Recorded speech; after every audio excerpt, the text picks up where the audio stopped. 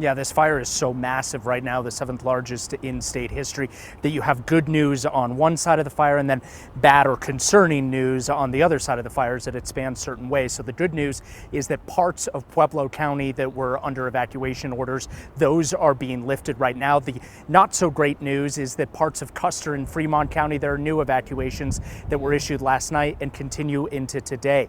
That is where most of the fire continues to spread right now on the northwest side. Pueblo County Sheriff David Lucero says that some residents in his county in Pueblo can return home today. We're told that Pueblo County has seen 185 confirmed homes destroyed. Custer County has 78.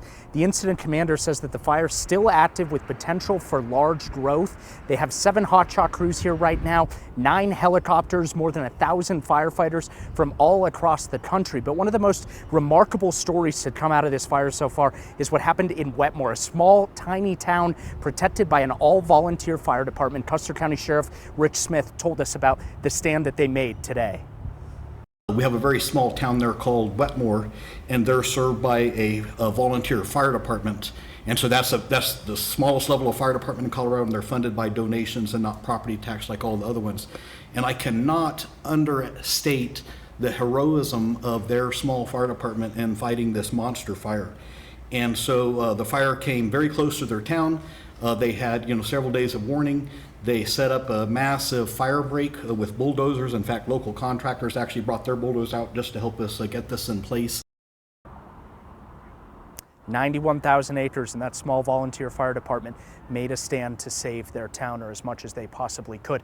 Another concerning part right now is that the federal correctional facility in Florence that houses the Supermax prison, the maximum security prison, is not too far away from the line of mandatory evacuations. In fact, the prison goes right up until where the mandatory evacuations have been ordered. At this point, the incident commander on the fire says they aren't worried about the fire getting to the prison, but the Bureau of Prisons on the federal level has told me that all those prisoners are currently sheltering in place. Live in Pueblo, I'm Mark Salinger, 9 News. So many people know that prison because of who's there. Who are the inmates? Yeah, exactly. Dzhokhar Tsarnaev, the Boston bomber, El Chapo is there. These are serious prisoners. They wouldn't really evacuate them anywhere, so at this point they are sheltering in place is what we're told. That would be quite the undertaking. All right, thank you, Mark.